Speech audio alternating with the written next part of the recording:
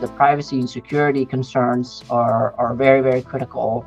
Figure out like your data security measures and be proactive in your messaging. That's the one thing I would say. It's like I don't think it works to kind of use case. You want to be able to see their history. You want to see the products they have. You want to see, maybe some elements of, is it, information about the individual that's on the phone. Like there does need to be kind of a seamless integration of data.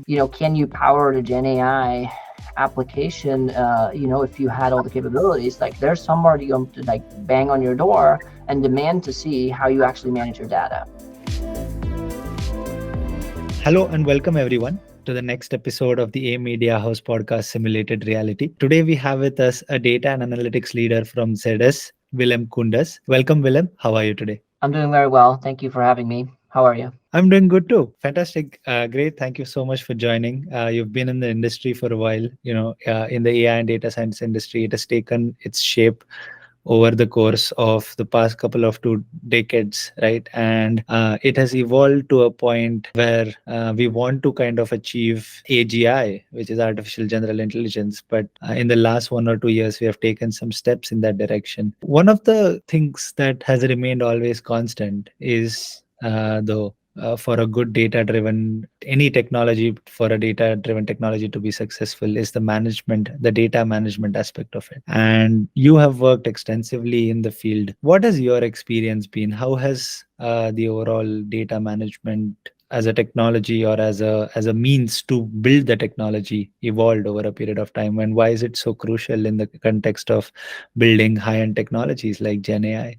Yeah, I think you kind of answered it, some of it yourself already, in the sense that like Gen AI is in a lot of different ways. It's just the next wave of technology, and we can have a session like this in 2 years from now, and maybe there may be something new where it's not text based, but like visual interpretation and the creation of an interpretation of images. But there's always this concept of the data that goes into it, and based on which like your predictions, your model, they depend. But I think the risk is almost a little bit higher here, because if you run, say, predictive quantitative models, like the results just kind of may just look not powerful, right? You can get wrong predictions, but with Gen AI, it just has this inherent characteristics that whatever it does, the response always looks elegant, right? And so that's where it masks the fact that the data that goes into generative AI that it's potentially biased or incomplete, and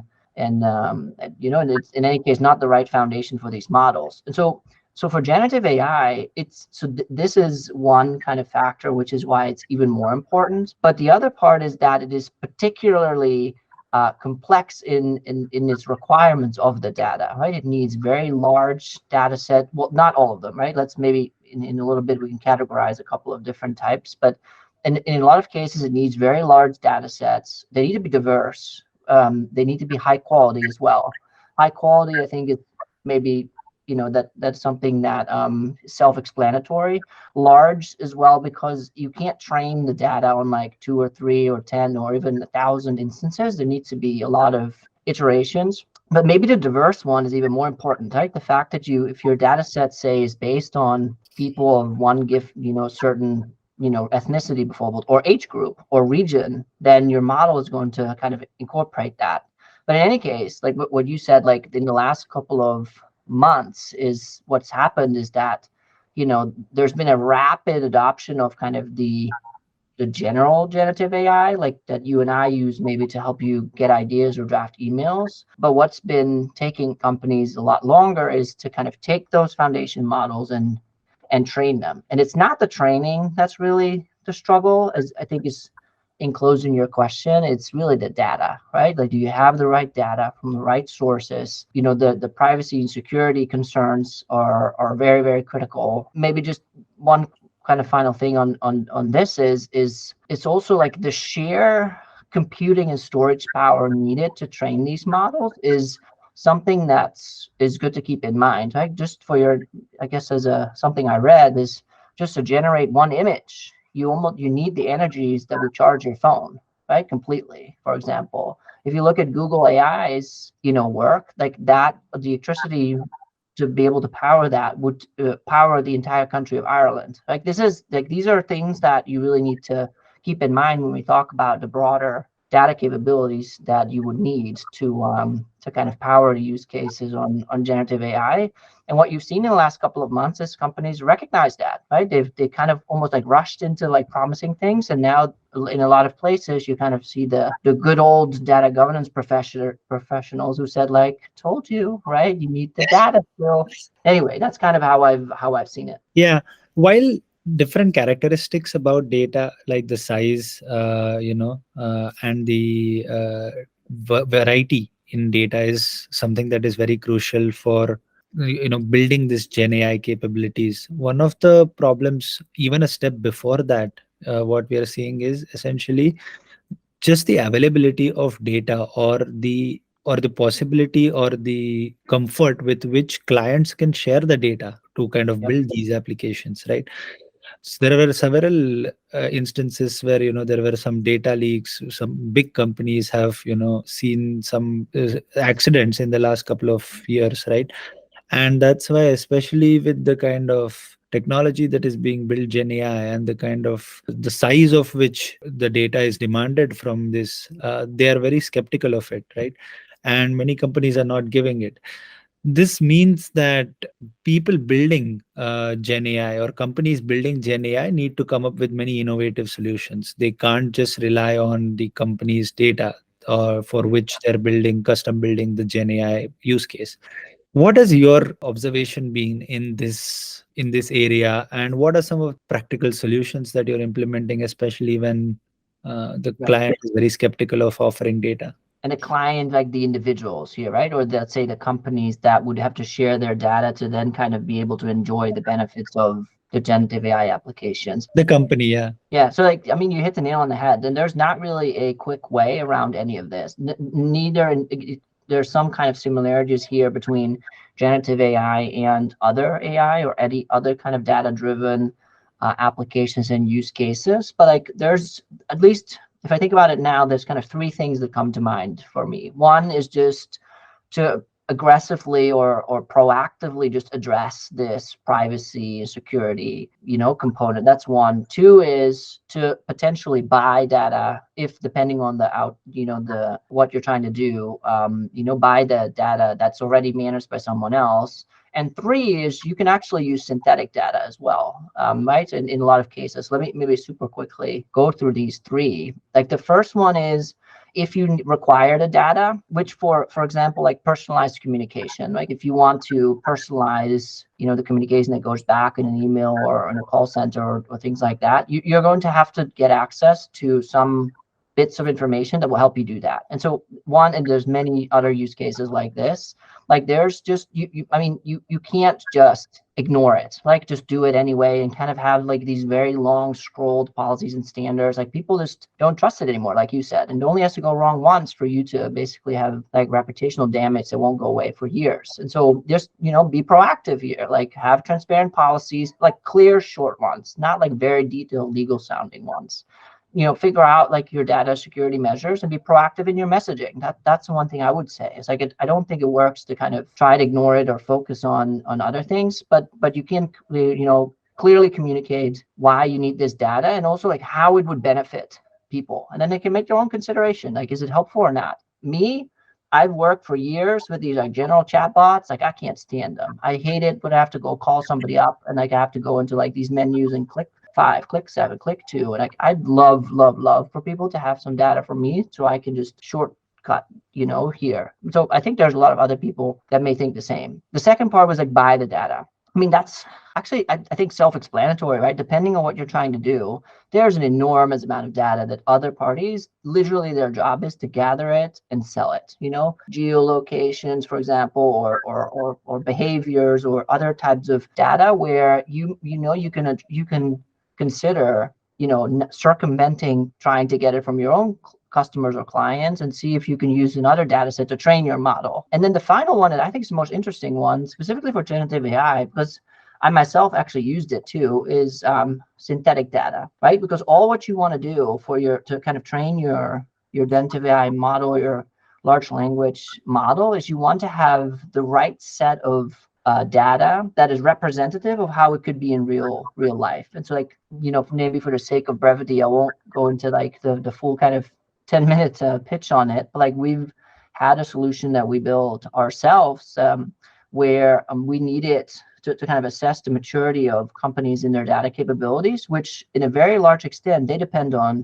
often interviews, right? Deep dive interviews. And so instead of literally going through, companies we worked with and like using their private information, which is hypersensitive, right? Because it could have like gaps in data security and regulatory concerns. Like, we worked with generative AI, actually, like, it's kind of ironic almost, as to create synthetic data, even including like grammar mistakes and like other things as an input, like thousands of inputs that we then use to train another model, a different, separate, independent LLM model. So just at least 3 ways how you can be creative and kind of address this privacy and kind of security and comfort level considerations for as it relates to what you had mentioned.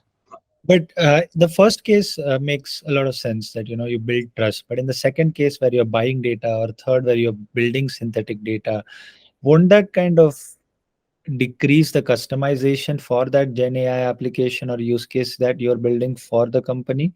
In that, what are some of the consequences of alternatives rather than Yeah, the it could be. I mean, I don't think there's a general answer. Like, when you have, a highly, highly, highly specific product that only you sell, right? And you really need your own client interactions, and you need to be able to train them on that. There's a couple of examples out there, then, there's no alternative. One that isn't quite really relevant here, but if you think about like how Tesla is training their cars, they can't really get any other visual, from it. Just doesn't work. There isn't anything else. But I think the example that I just mentioned, the solution we built, you absolutely could. In fact, it might even be, in a lot of ways, it's like it scales up. You can like make sure that it's not biased by like, even if we were to bias it on like, 5 or 6 or 7 client experiences, like, that's still biased, right? It might still come from one sector. And now we were able to actually create it, to have a much larger fact base to work off of. So yeah, but I mean, it depends on the use case. I don't believe that there's an answer to cover them all. Yeah, there's no one definitive answer to kind of, I think, depending on different use cases, you'll have different answers to the problem of generating data. But at the same time, there must be some guiding principles that will define a good, healthy data management system, right? Have you ever built a framework in a way that can help your team members define what is a good data management system, what is a good data architecture to kind of have? What are the pillars of this framework? What are some of the key characteristics of a healthy data management system? Yeah, it's a very timely question, and actually a personal passion of mine. Like, I've worked for over a decade in building the frameworks and the approaches and methodologies to execute what we call data maturity assessments, which include all of the things you just mentioned, right? So like, there's kind of, on the one hand, there's disciplines like or capability areas like data architecture, data quality, metadata management, the storage and operation, interoperability, all these components that make up data management. And on the other side, you have, for each of these, there's dimensions that I typically use: strategy, people, process, technology, and adoption, right? So that for each of these, do you know what you're trying to do? Do you have the right processes? Do you have the right tooling, et cetera? Can you show that it's being adopted in real life? And so there's already a bunch of them out there. DCAM is one of them. The DAMA book, methodology, they provide clues to a maturity framework. We ourselves at CS, we built one as well. But what we did, to just come to your question, is we took that and we then made it specific to generative AI, like interpreted very specifically for all of these capability areas. Like, what does that mean for generative AI? What would you need to be able to activate it appropriately in your company? And whether you use ours or build your own, like, that's or a different one that's out there. But if you look at the marketplace when we put it together, what you see is that you can create highly, highly, highly specific, almost checklist of sorts of things that you can do as per this framework. And again, it would probably too long to go through all of them, but you can kind of see two categories of capabilities here. You have enterprise capabilities, that is to say, things that you need not for one use case or another one, but in general, because otherwise you just, but you don't have to replicate it for each use case. And so things like could be actually roles and responsibilities, a COE, the ability to calculate ROI, access to foundation models, platform capacity, things like that you wouldn't need to do for each individual use case, but at an enterprise level. And then you also have a category of use case specific capabilities. So then we're talking about, so that's very different, right? Because we're just, again, let's maybe take two examples of things you could do. Like you have, for example, the Bloomberg, because it's public, right? They took a foundation model and they trained it highly specifically on the financial data, so all the wealth of data that they have to be able to derive the insights off of that. That's one particular use. Another use could just be a co-pilot, right? A tool that you give to your employees to help write emails, to get ideas, to do risk analyses. And like one you need to train, one you can just use out of the box. And so then there's a couple of things that are extremely use case specific. So modeling experience could be one, because even there's different flavors of generative AI models. You can think about data, actually, we talked about it, volume, right? Which sometimes you need it, sometimes you don't. Like what type of data, the diversity. Do you need annotated data? Do you need historical data? And then one thing that we kind of talked about a little bit already is data quality. Like, do you have the right data quality capabilities? And so all these things you can capture into a framework, usually between like 8 to 12 or 8 to 15 capability areas, which is almost how would I say it? Like almost like a report of sorts or a dashboard or checklist of like, if all of these flip to green, then you're good to go. Like you can build your generative AI use cases. So yeah, that's kind of how we've looked at it. I think among the many characteristics that you defined, or the many ways to identify a healthy data management system, one of the crucial aspects is the quality of data in itself, right? Like you could have a good architecture, you could have a good system, but at the same time, if the data in itself is not good, insufficient, or not suited for the specific use case, how do you address some of these challenges? What I want to talk about is essentially the readiness of the data to kind of build these Gen AI applications. Do you think in today's world there is readily available data to build high quality Gen AI applications? And one of these questions again at the end, that that there's as many answers as that there's companies, but nonetheless, let me try to kind of unpack it a little bit. So first of all, like it's no different again from any other process. In fact, not even even AI or data driven, but any sort of business process. Like what you need to start with is sit down and try to figure out what you're trying to do. What kind of data would I require to be able to rely on it, to be able to train my model? And then in terms of, is it structured, is it unstructured? And then take like very traditional data quality dimensions, like the completeness, the validity, the accuracy, the timeliness, all of these different things, the right format. You just need to sit down and define it, if as best you can, in business rules or other sort of requirements, like what you need to be able to rely on it. Ideally, you can check that and not just say it and then take the data, but you can actually kind of quantitatively do a check to make sure. That's kind of a step that you need to do, which in my view is no different here than it would be for pretty much any other business process or AI model. And then how is actually maybe, I don't know if this is what your listeners want to hear, but it's actually using the exact same data quality framework that you hopefully already have, right? So do you have the right policies, the right standards? Do you have a framework? Do you have roles and responsibilities? For example, like if you have a model or a process or a transformational project that does Gen AI, like it just needs to trigger a data quality consideration. Like you may just have someone who comes in and just double checks that you actually thought about it. You could measure it still in a dashboard. Do you really have to? I don't know. The ROI on those types of efforts is tough, I would say.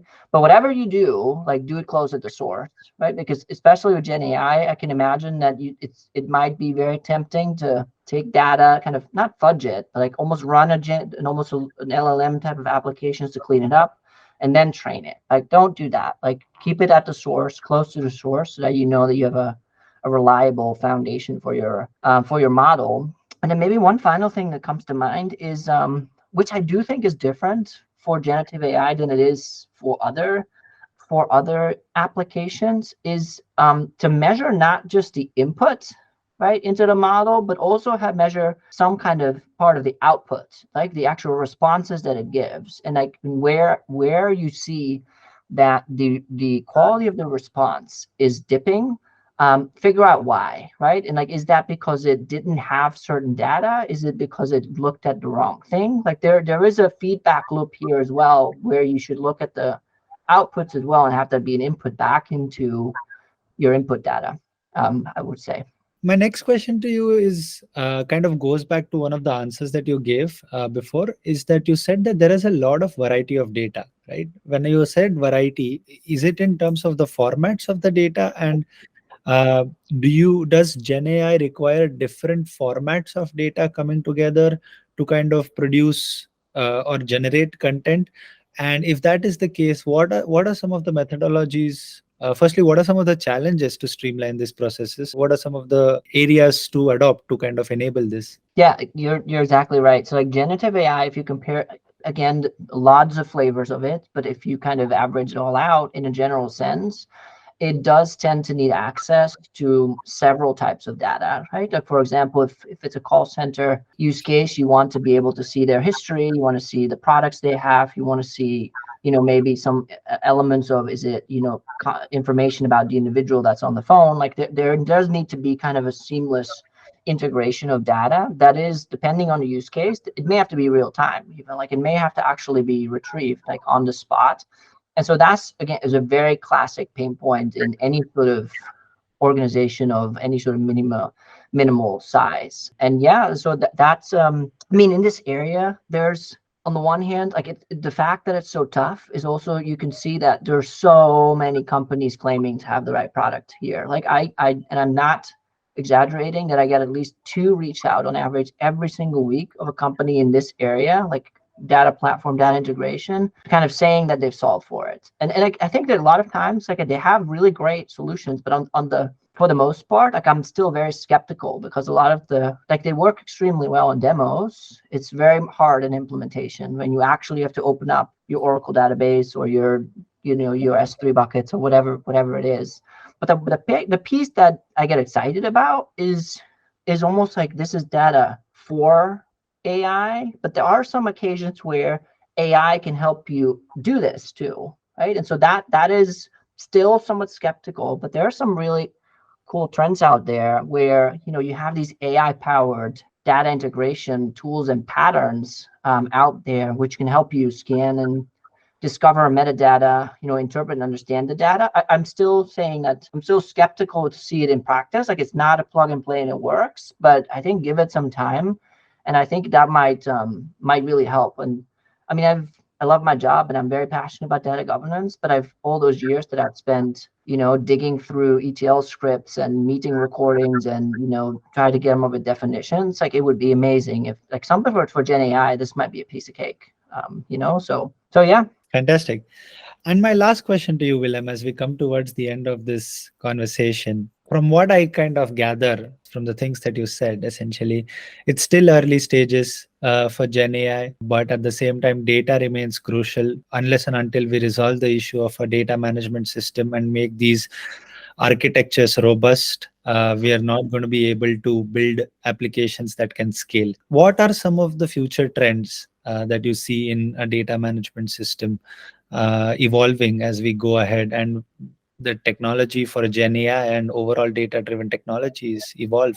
So the trends, in as it relates to data management, for or to support as part of generative AI and its activation. So one thing that comes to mind is, if you look at when and where the data governance discipline matured a lot, you can trace it back to regulatory requirements, for example, in banking, like to liquidity reporting and things like that. That's when they spend, millions and millions and millions of dollars to, create their data catalogs, to build the data quality dashboards, and et cetera. And I think there's something similar that's going to happen when it comes to generative AI, because there's going to be regulations and they're going to be active right now. So if you look at Europe, there's the EU AI Act, has Yeah. safeguards on the general purpose of AI, bans on social scoring, ability to launch complaints, possible fines. Like this is an example where it's not actually even, can you power the Gen AI